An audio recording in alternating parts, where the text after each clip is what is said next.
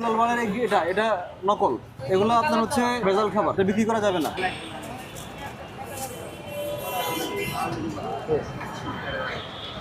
আমরা তো আপনাদেরকে সবসময় বলি মূল্য তালিকা দেওয়ার জন্য, বুঝছেন?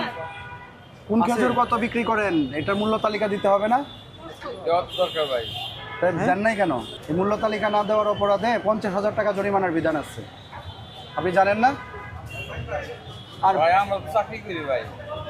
ঠোঙ্গার দেন তো, দেখি কোন ঠোঙ্গা খাবেন। ঠোঙ্গা হ্যাঁ, ঠোঙ্গাগুলো দেখান দেখি। আমার ঠোঙ্গা ভোট নাই ভাইয়া, পাতলা মোটা কোনগুলো দেখেন? আমার নাই। নাই। আর এগুলোর আপনার হচ্ছে কে উৎপাদন করেছে, কোথা থেকে আসছে, এটা কি? এটা মধু ভালো, হুম, মধু ভালো। আমি তো আপনার হচ্ছে খালি প্যাকেট দিয়ে বুঝবো না, আমি বুঝবো হচ্ছে যেমন ধরেন এটা একটা জিনিস, হ্যাঁ, এটার পিঙ্ক সল্ট লেখা, হ্যাঁ, এটার তো একই অবস্থা, শুধু ঢাকা বাংলাদেশ। এটা কি কয় বছর আগের? লেখা হচ্ছে পিঙ্ক সল্ট, বুঝছেন? এটা এই যে কালকে দিয়ে গেছে। এটা বুঝবো কিভাবে? অনেক দোকান তো আমরা এরকম পাই যে 3 বছর আগের জিনিস এমনিতেই বিক্রি হয় না, রেখে দিছে। এটা কি আপু? না ভাই, আমাকে না এখন আপনি করেন না করেন এটা আমরা জানি না, কিন্তু এটা বোঝার উপায় কি? উপায় হচ্ছে এটা যেদিন তৈরি হয়েছে একটা ডেট লেখা থাকে, তাই তো? এটা মধু নাকি বিষ লেখা থাকতে হবে না? এটা কি চেরি? এগুলো রাখতে পারবেন না আপনি। এটা কি চিয়ারি না। কি এটা কি বলেন? এটা কি? বিক্রি করা যায় না। এটা তো, এটা কিন্তু আপনারা চেরি ফল বলে বিক্রি করতেছেন, কি এটা কি জিনিস? বলেন না? আমাকে তো দিয়ে যায়। আপনাদেরকে দিয়ে যায় আপনারা বিষ চেরি দিয়ে ফল। গেলে বিষ বিক্রি করবেন? এটা আপনি এক হচ্ছে কথা আপনার বলে হচ্ছে গেলে দায় টক সারতেছেন। ফল, পরান্ডা বলে আর কি ইংরেজিতে। ওইটাকে হচ্ছে আপনার স্যাকারিন দিয়ে আর রং দিয়ে ভিজাই রাখে। মমতাজ নামে একটা ফ্যাক্টরি আছে, আমরা দূরেছি। ধরুন এর মূল্য লেখা আছে, কত করে বিক্রি করেন? আমরা বেশি আরো কম, কত? 300 টাকা। 300 টাকা। তো লিখা কত? লিখা কত? 700। এত বেশি মূল্য লিখা যাবে? হ্যাঁ, এরা রেট লেগে। আচ্ছা, ওনারা বাদামতলি থেকে আনছেন, কোথাও কি বাদামতলি লিখা আছে? এটা যে তাহলে এটা কে বানাইছে বোঝা যায়? আমরা ওখানে পাইকারি একটা দিন নাই।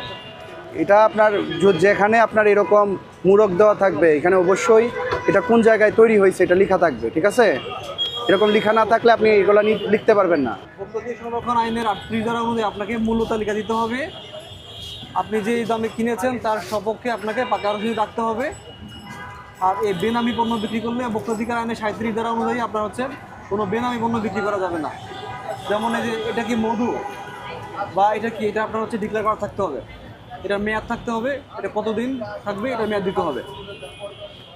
তারপর হচ্ছে দেখেন এই যে এই দুলালবানের এটা নকল, আপনারা বিক্রি করতে পারবেন না।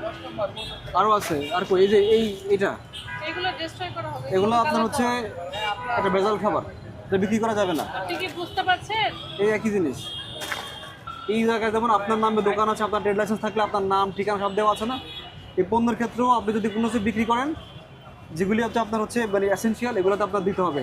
আপনি না থাকলে এগুলো বিক্রি করবেন না, ঠিক আছে? ঘোষণা করে দিলাম। আর এগুলো আপনি এবার বিক্রি করবেন না, মূল্য তালিকা দিবেন। আর কোন খেজুর কত টাকা আপনি আছেন এটা ছোটো ছোটো করে তালিকা দিয়ে দিবেন।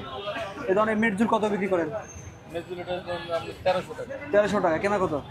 জি, কেনা কত? এটা 1200 টাকা। আছে চালান আছে আপনার কাছে? না, তাহলে বুঝবো কীভাবে? ভাই আছে? নাই। এই আজোয়া কত পাচ্ছেন? আজ 800 টাকা। কেনা কত? কেনার কত 700 টাকা। নাই আমাদের কাছে। ওই সুকারি কত পাচ্ছেন উপরে? সুপারি 700, 750। 750। বোঝার উপায় কি? কাগজ আছে? কোনো উপায় নাই। মানে উনি কোনো ঠিক আছে। রুলসই মানবে না ব্যবসা করতে গিয়ে। আপনি দোকান দিয়েছেন, আবার অর্ধেক ফুটপাত দখল করে রাখছেন। ট্রেড লাইসেন্স আছে আপনার? এটাও না। শুনেন, দয়া করে আমরা আজকে আপনাকে সতর্কতামূলক একটা জরিমানা করে যাচ্ছি, যেন আপনি এই জিনিসগুলো না করেন।